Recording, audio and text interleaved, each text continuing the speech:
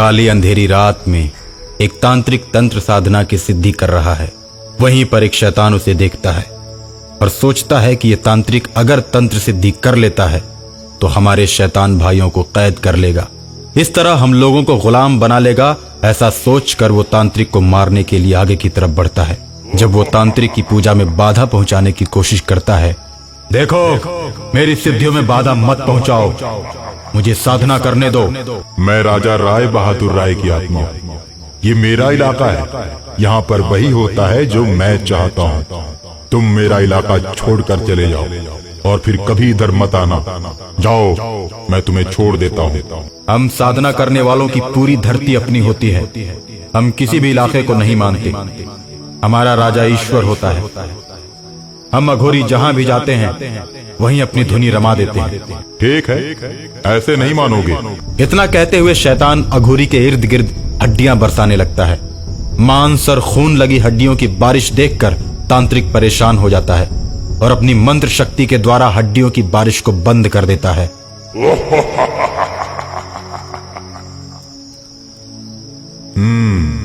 मेरे इलाके में आकर मुझको ही चैलेंज करता है। ये ले। ऐसा कहकर शैतान एक तलवार तांत्रिक की तरफ तेजी से फेंकता है। तलवार तांत्रिक के सीने में घुस जाती है।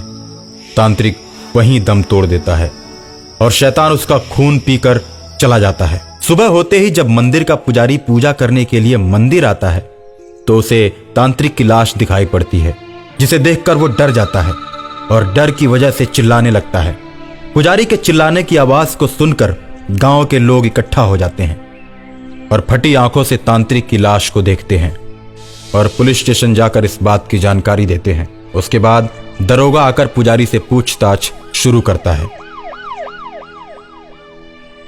तुम रात को कितने बजे मंदिर बंद करते हो? मैं तो शाम को 6 बजे ही मंदिर बंद करके अपने घर चला जाता हूँ। इतनी जल्दी जाने का कारण? साहब, ये बहुत सुनसान इलाका है। 4 बजे के बाद ही यहाँ सभी लोग डरने लगते हैं। ठीक है, तुम मेरे साथ पुलिस स्टेशन चलो।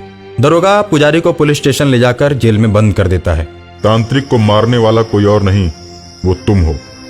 तांत्रिक को मारकर तुमने शोर मचाया। तुमने रात में ही तांत्रिक को मार दिया और चुपचाप घर चले गए और सुबह आकर शोर मचाकर सबको बुला लिया ताकि तुम्हारी तरफ किसी का ध्यान न जाए। और उस रात शैतान जेल के अंदर आता है और पुजारी से कहता है, देख पुजारी, तू पूजा करके भी फंस गया। तेरे भगवान ने तेरी कोई मदद नहीं की और तेरे इसी भगवान ने मेरी भी मदद नहीं की थी, इसीलिए मैं मारा गया। तू पूजा पाठ का चक्कर छोड़ दे तो मैं तुझे बचा लूंगा।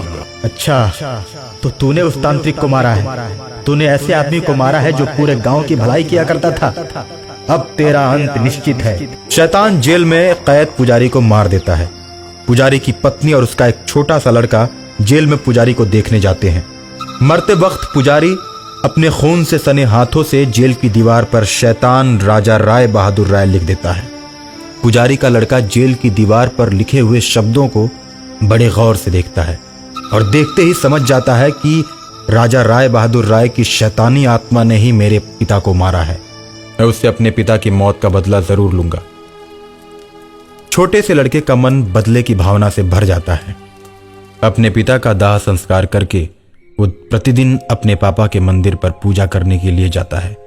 इस तरह पुजारी के मरने के बाद उसका 8 बरस का लड़का मंदिर का पुजारी बन जाता है। वो प्रतिदिन पूजा करते समय शंकर भगवान से यही वरदान मांगता है कि हे प्रभु, हमें इतनी शक्ति दो कि मैं अपने पिता की मौत का बदला शैतान से ले सकूं। नास्तिक शैतान हमेशा ही पूजा पाठ करने वालों से नफरत करता है और उसे जान से मार देता है। वो राजू से भी नफरत करने लगता है। राजू एक दिन मंदिर से पूजा करके घर जा रहा था, तभी अचानक शैतान उसके सामने प्रकट हो जाता है। देख, मुझे मंदिर में पूजा करने वालों से सख्त नफरत है। मेरे द्वारा बनाए हुए मंदिर में जब कोई भी पूजा करता है तो मेरी शक्तियां कम होने लगती हैं, इसीलिए मैं पूजा करने वाले पुजारी को मार देता हूँ। तो मेरे पिताजी का खून तुमने ही किया है? तुम्हारे पिताजी से मेरी कोई दुश्मनी नहीं थी, लेकिन मेरे रोकने के बाद भी वो मंदिर में पूजा करते रहे और मेरे दुश्मन तांत्रिक से दोस्ती की जिसके चलते मैंने उन्हें मार दिया। भूत अंकल, क्या तुम मुझे भी मार दोगे? मैं बेकार में किसी को नहीं मारता, इसलिए मैं तुमको रोक रहा हूँ। ठीक है भूत अंकल, मैं घर जाके मम्मी से बोलूंगा। अगर वो मंदिर जाने से रोकेगी तो मैं पूजा करने नहीं आऊंगा। राजू घर जाकर मम्मी को सारी बातें बताता है। बेटा तो अभी बहुत छोटा है, शैतानों से उलझना ठीक नहीं। पति को तो मैं खो ही चुकी हूँ, अब तुझे खोना नहीं चाहती। तू मंदिर जाना छोड़ दे बेटा। नहीं माँ, मैं अपने पूजा करने वाले परिवार की परंपरा को नहीं छोड़ूंगा। मेरे पिता को भी शैतान ने चेतावनी दी थी, फिर भी उन्होंने पूजा नहीं छोड़ी। मैं भी उन्हीं का लड़का हूँ, इसलिए मैं भी पूजा करना नहीं छोड़ूंगा। माँ के लाख समझाने के बावजूद राजू पूजा करने के लिए मंदिर की तरफ चल देता है और मंदिर जाकर प्रतिदिन की तरह शंकर भगवान की पूजा में लीन हो जाता है और शंकर भगवान से शैतान को मारने की शक्ति मांगता है। और जैसे ही पूजा करके राजू बाहर निकलता है तो मंदिर से कुछ ही दूरी पर शैतान उसे पकड़ लेता है और उसे उठाकर फेंकता है।